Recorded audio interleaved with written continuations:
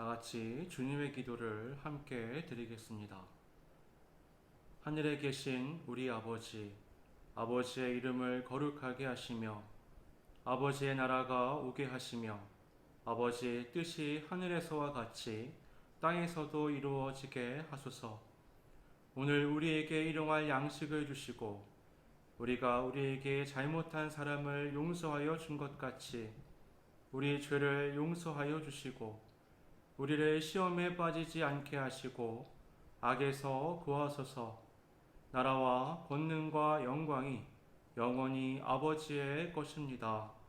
아멘. 다 함께 찬송가 314장 찬양드리겠습니다.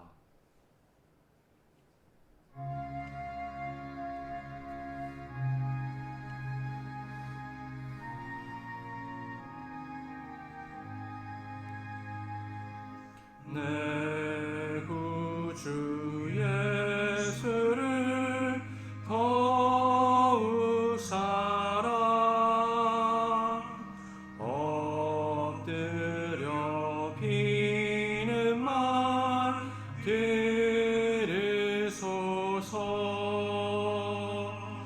내 진정 소원이 내 구주 예수를 더욱 사랑 더욱 사랑. 이전엔 세상 나 기뻤어도 지금 내 기쁨은 오직 예수. 다만 내 비는 말 내 구주 예수를 더욱 사랑 더욱 사랑.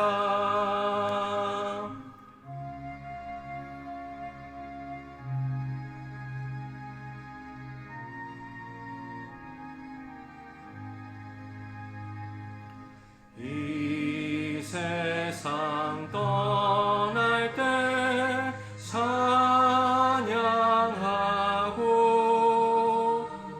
숨질 때 하는 말 이것일세. 다만 내 비는 말 내 구주 예수를 더욱 사랑 더욱 사랑.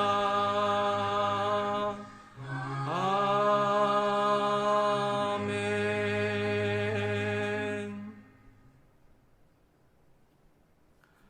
다 같이 기도하겠습니다. 거룩하신 아버지 하나님, 오늘 주님의 부활을 바라보며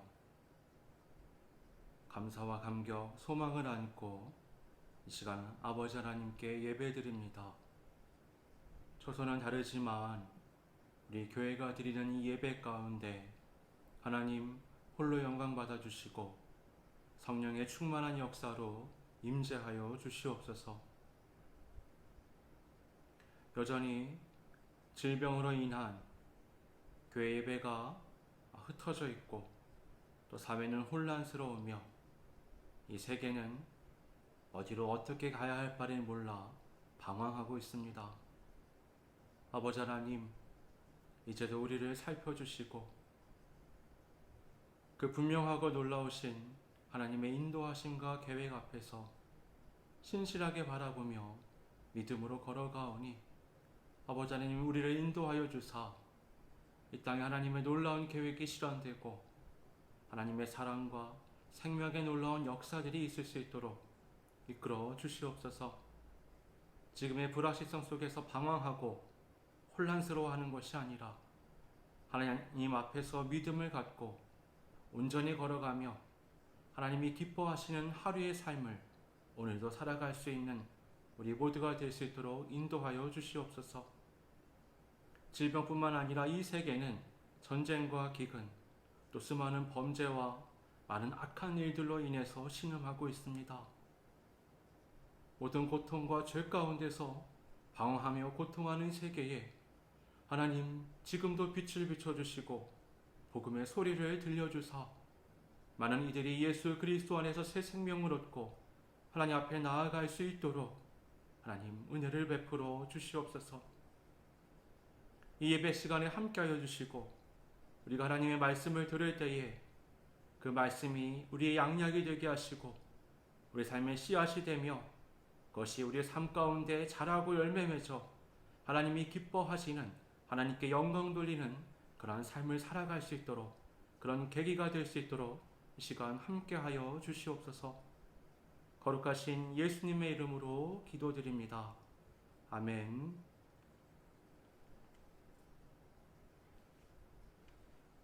하나님 말씀은 창세기 14장 17절부터 24절까지입니다.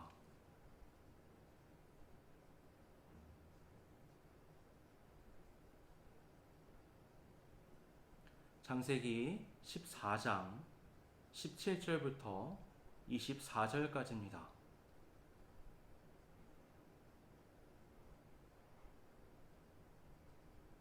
봉독하겠습니다.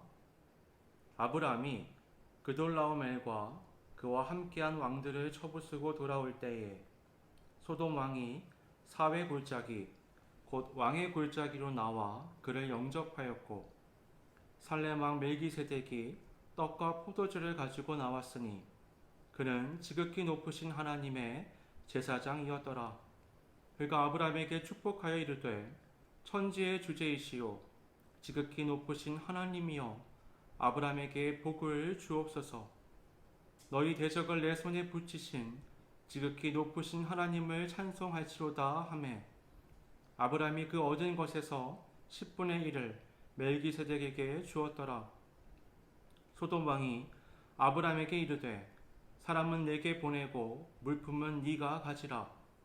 아브라함이 소돔 왕에게 이르되 천지의 주제이시오 지극히 높으신 하나님 여호와께 내가 손을 들어 맹세하노니 네 말이 내가 아브라함으로 치부하게 하였다 할까 하여 내게 속한 것은 실 한 오락이나 들매끈 한 가닥도 내가 가지지 아니하리라. 오직 젊은이들이 먹은 것과 나와 동행한 아넬과 에스골과 마므레의 분깃을 제할지니 그들이 그 분깃을 가질 것이니라. 아멘.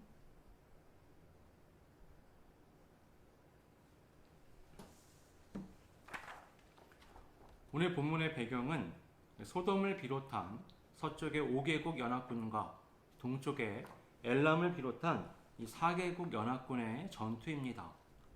이 동쪽의 엘람 왕 그돌라오멜은 그 지역의 패권을 쥐고 있는 왕이었습니다. 주변국들은 그돌라오멜을 섬겼고 해 때마다 이 조공을 바쳤었죠. 그러다가 13년이 되는 해에 어떤 이유에서인지 모르지만 이 서쪽에 소돔을 비롯한 5개국이 반란을 일으킨 겁니다.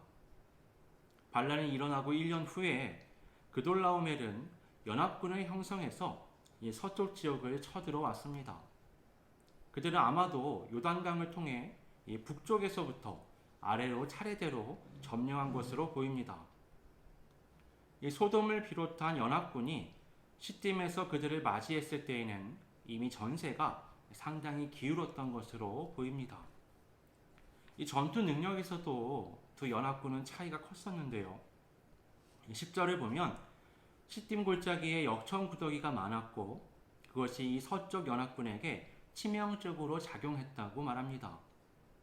동쪽의 연합군은 지형지물을 활용해서 전투를 할 정도로 능력이 뛰어났던 것 같습니다. 이 소돔 왕과 고모라 왕이 그 역청의 구덩이에 빠졌고 나머지는 산으로 도망쳤습니다. 그렇게 이 소돔 왕과 고모라 왕이 붙잡히게 되죠. 두 왕은 두 왕국의 모든 걸 빼앗기게 됩니다. 이 동쪽의 4개국 연합군은 소돔과 고모라의 모든 재물과 모든 양식을 가져가고 또 사람들까지 노예로 끌고 갔습니다. 그리고 끌려간 사람들 중에는 아브라함의 조카 롯과 그 가족도 포함되어 있었습니다. 본문은 여기에서부터 시작합니다. 그 전쟁에서 도망한 한 사람이 이 전쟁과 조카 롯이 끌려간 소식을 아브라함에게 전했습니다. 이때 아브라함은 아모리 족속 마므레의 상수리 나무 근처에서 거주하고 있었습니다. 13절을 보면 그 지명과 같은 마므레는 에스골, 아넬과 형제였는데 이 세 명의 형제가 다 아브라함과 동맹이었습니다. 주목할 것은 이 아브라함을 가리키는 히브리 사람이라는 표현입니다. 이 표현은 아브라함의 후손을 가리키는 특유의 명칭입니다. 이것이 성경에 처음 기록된 게 오늘 본문인 거죠. 이 히브리라는 말은 에베르라는 말에서 파생된 걸로 우리가 압니다. 이는 반대편, 저 너머 지역이란 의미를 가지고 있습니다. 이 가나 원주민들의 입장에서 볼 때는 이 유프라테스 강 건너에서 이 아브라함이 왔기 때문에 그렇게 불렀던 것으로 보입니다. 또 이 단어에는요, 경계를 넘어온 사람들을 가리키기도 하는데요. 이때는 당시 가나안이 청동기 문화였는데 주변에 흩어져 있던 비주류들은 그 문화 안에 있지 못했습니다. 어떤 경우이든 아브라함은 당시의 중심 세력과는 구분되는 이 외인이었던 것으로 보입니다. 이 아브라함과 연합한 사람들은 그 지역의 유지들인 것 같습니다. 이상한 것은 그들에 대해서는 왕이라는 표현이 없다는 거죠. 당시 국가는 지금과는 상당히 다르죠. 특히 규모가 상대적으로 굉장히 다릅니다. 아주 작았죠. 아무리 기습이었다고는 하지만 아브라함이 거느린 사군 318명으로 4개국 연합군을 쉽게 무찔렀다는 것은 당시 국가의 규모를 가늠하게 하는 겁니다. 이런 상황은 반대로 아브라함의 세력이 상대적으로 얼마나 컸는지를 알게 합니다. 아브라함의 집에서 태어나고 자라서 군인이 된 자들만 318명입니다. 이들 한 사람 한 사람을 가정으로 봤을 때 그들 외에 일반적인 사람들이 얼마나 많을지, 또 그들 외에 다른 남자들도 생각해 봤을 때 이 아브라함의 식솔들이 얼마나 많을지 우리가 상상해 볼 수 있죠. 아무리 최소한으로 잡아도 1000명이 훨씬 넘었을 겁니다. 이 당시에 그 정도의 규모는 굉장한 겁니다. 이런 아브라함의 세력을 머물게 할 정도로 또 동맹을 맺었다는 것은 그 세 형제의 세력도 상당히 컸다는 것을 의미합니다. 그럼에도 이들은 다 이름만 나올 뿐 왕이란 명칭은 사용되지 않았습니다. 반면에 이 소돔을 비롯한 서쪽과 이 동쪽의 우두머리들은 다 왕으로 표현되고 있습니다. 우리는 롯이 왜 소돔에 머물게 됐는지를 한번 생각해 봐야 합니다. 아브라함과 롯은 재물이 굉장히 많았고 더 이상 함께 할 수 없었죠. 그래서 아브라함이 먼저 제안을 했습니다. 네가 오른쪽으로 가면 내가 왼쪽으로 가고 네가 왼쪽으로 가면 내가 오른쪽으로 가겠다.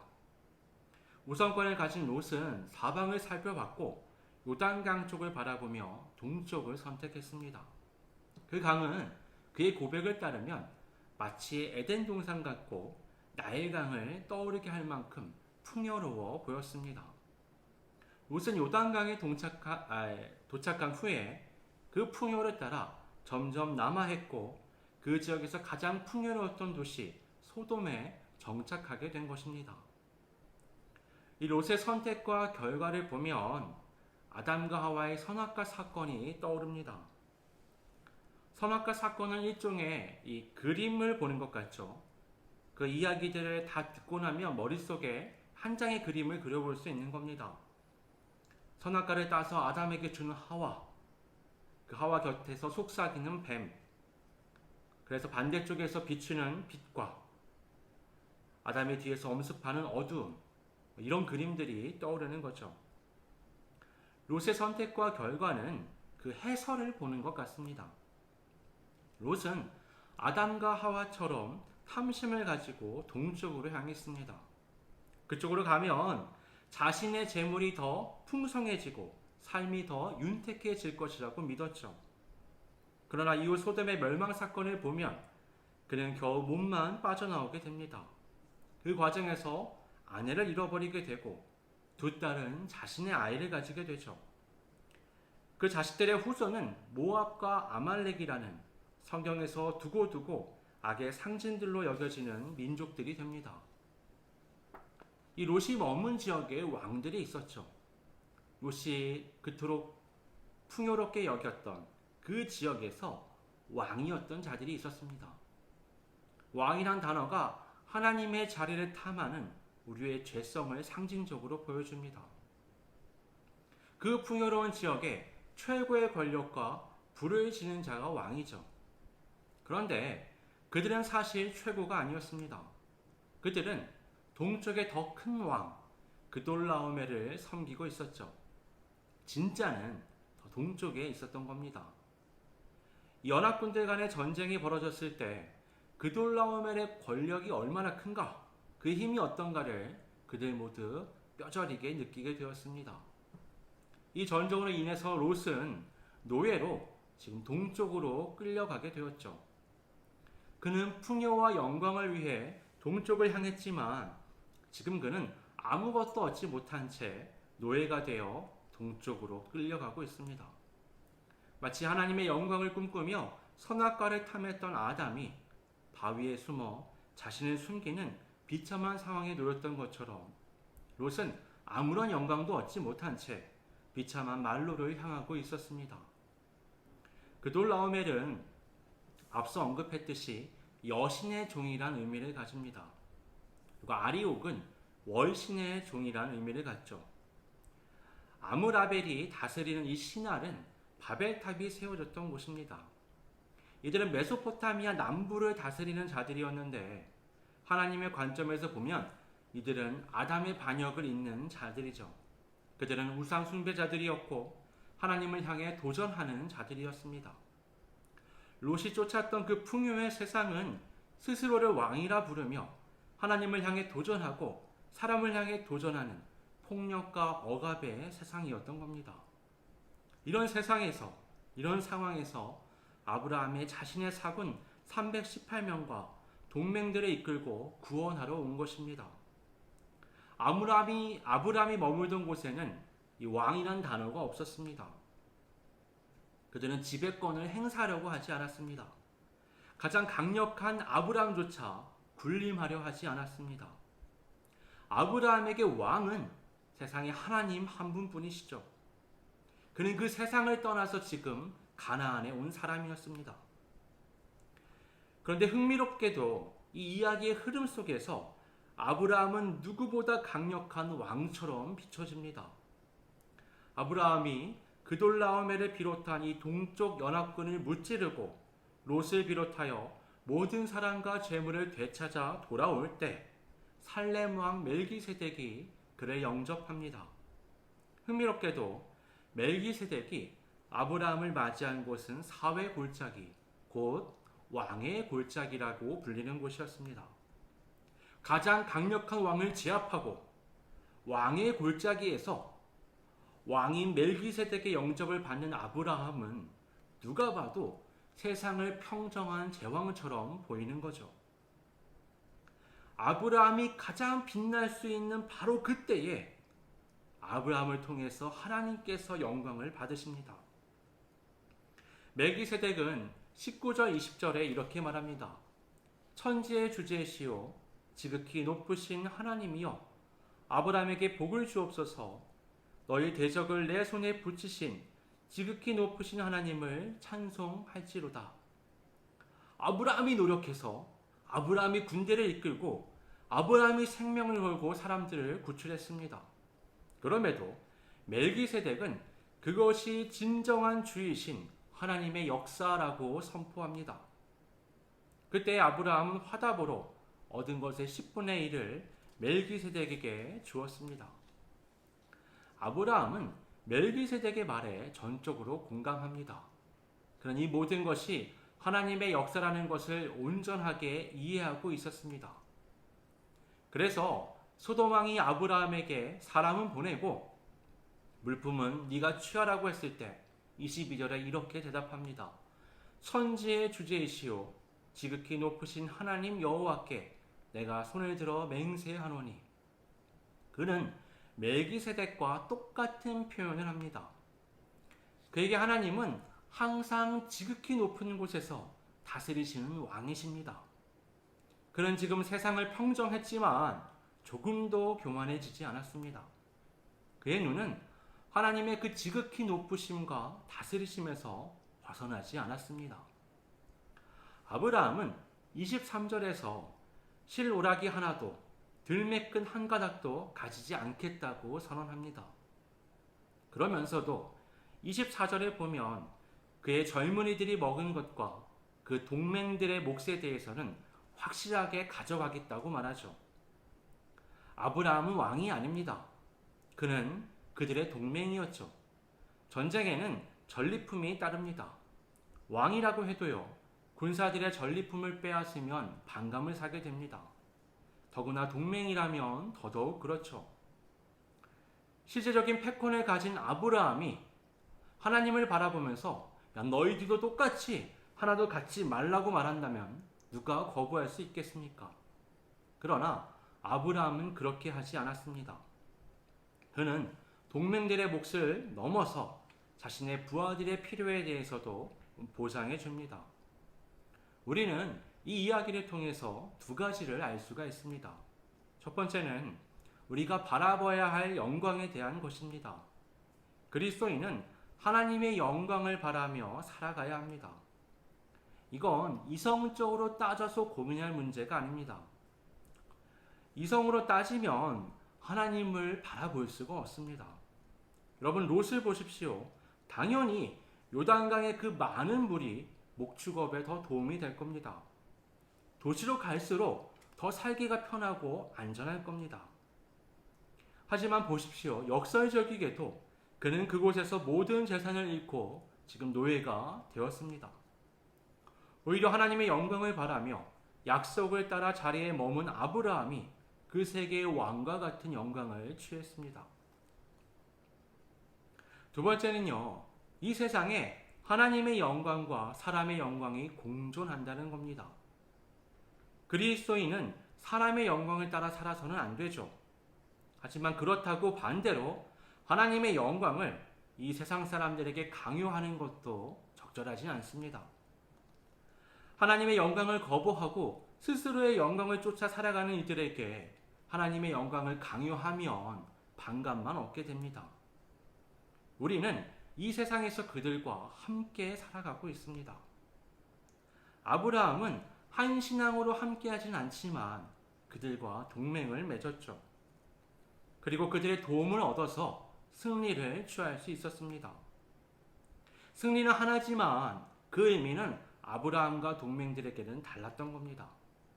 아브라함은 그 차이를 알고 있었고 그것을 인정했습니다. 예수님께서 한 동전을 손에 드시고 가이사의 것은 가이사에게, 하나님의 것은 하나님에게 돌리라고 말한 것도 같은 맥락입니다. 바울이 세상을 살아가는 그리스도인들에게 하나님께 복종하는 것처럼 국가에 속한 자로서 권력에 복종하라고 한 것도 같은 맥락입니다. 이 세상에는 하나님의 영광과 사람의 영광이 복합적으로 함께 작용합니다. 어떤 이들은 세상과 단절된 형태의 신앙을 가집니다. 그리고 세상의 것이라면 무조건적인 반감을 나타내기도 합니다. 그리고 모든 것을 기독교적인 방식으로 이해하고 그것을 세상 사람들에게도 강요하죠. 반대로 세상의 논리에 휘말려 마냥 쫓아가는 무늬만 그리스도인인 사람들도 있습니다. 마치 롯처럼 말이죠. 우리는 그리스도인으로서 정체성을 항상 잘 지켜야 합니다. 하지만 동시에 살아가는 이 세상과도 또 다른 이들과도 적절한 조화를 이뤄야만 합니다. 때로 신앙을 위해서 목숨을 걸어야 할 때도 있습니다. 하지만 그 때와 이유는 잘 구분해야 합니다. 전에 어떤 교회를 지나가는데 굉장히 큰 교회였는데 그 교회 주변 아파트 옆 벽면 전체가 가려질 정도로 큰 현수막이 걸려 있는 걸 보았습니다. 몇 개의 현수막이 걸려 있었는데 그 내용은 그 교회를 비판하는 것이었습니다. 주일마다 그 교회에 오는 이들의 차량이 도로 양가를 다 막아버리는 겁니다. 게다가 아파트 주차장까지 사용하려 했던 거죠. 그 시간대만 되면 그 아파트 주민들은 차를 타고 나가거나 들어가지 못할 정도로 정체가 심각했고 그게 매주 반복되었던 겁니다. 그런 거대한 현수막이 걸린 것은 수많은 항의 끝에 나온 결과였죠. 내가 하나님께 영광을 돌리고 예배를 드리는 것은 아름다운 것입니다. 그러나 그것을 위해 주변 사람들이, 하나님을 믿지 않는 사람들이 피해를 입는다는 것은 또 적절하지 않죠. 예수님은 십자가의 고통 속에서도 항상 주변 사람들을 돌보셨습니다. 심지어 자신을 죽이는 그 사람들을 향해서도 그들이 몰라서 그런다며 용서를 구했습니다. 그것이 하나님의 방식, 예수님의 방식인 거죠. 아브라함이 보였던 것처럼 나의 영광은 가리고 하나님의 영광을 나타내고 나의 것은 잃고 다른 이의 것은 채워주는, 그럼에도 그 존재감이 아주 세상에서 뚜렷한 삶, 마치 빛이 비춰서 세상을 밝히고 자기를 소멸해 가는 것처럼 소금이 자기를 녹여서 부패를 막고 맛을 내게 하는 것처럼 그리스도인의 삶이라 자기의 삶을 통해 하나님께 영광을 돌리고 사람들을 세워나가는 겁니다. 오늘 본문의 아브라함이, 또 예수님이, 또 바울이, 또 많은 믿음의 선진들이 그러했던 것처럼 말입니다. 진정한 빛과 소금이 되어서 하나님 앞에서 하나님의 영광을 위해 나아가는 우리 모두가 될 수 있기를 주님의 이름으로 축원합니다. 함께 기도하겠습니다. 아버지 하나님,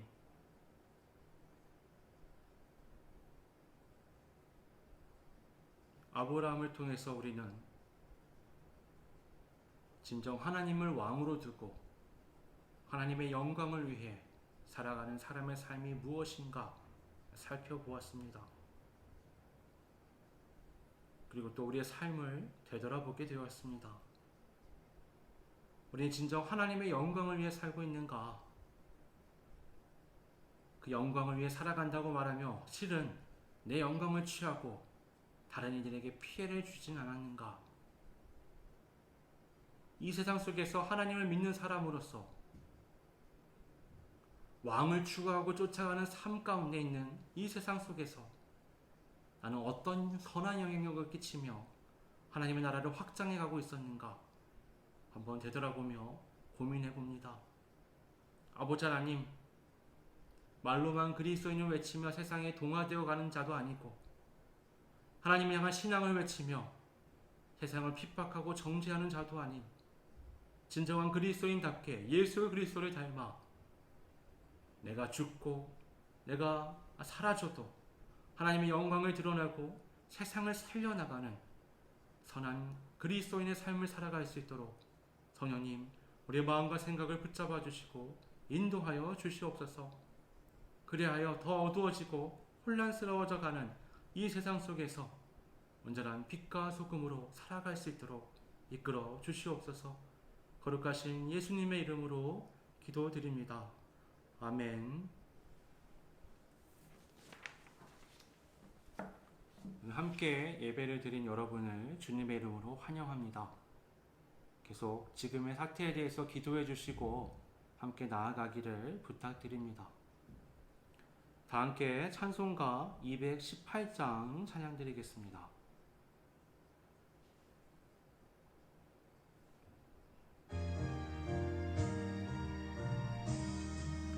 내 마음과 정성을 다하여서 주 너의 하나님을 사랑하라. 내 몸을 아끼고 사랑하듯 형제와 이웃을 사랑하라. 주께서 우리에게 명하시니 그 명령 따라서 살아가리. 널 것이라도 언제나 너그럽게 사랑하라. 널 핍박하는 자 위에서도 신실한 마음으로 복을 빌라. 주께서 우리에게 명하시니 그 명령 따라서 살아가리.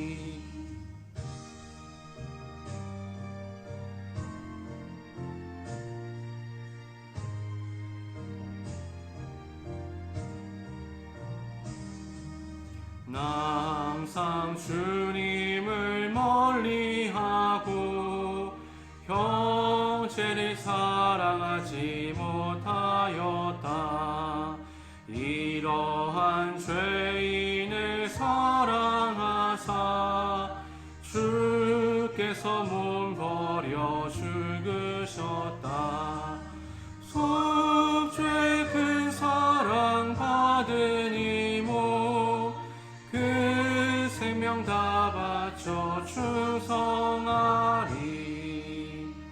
아멘.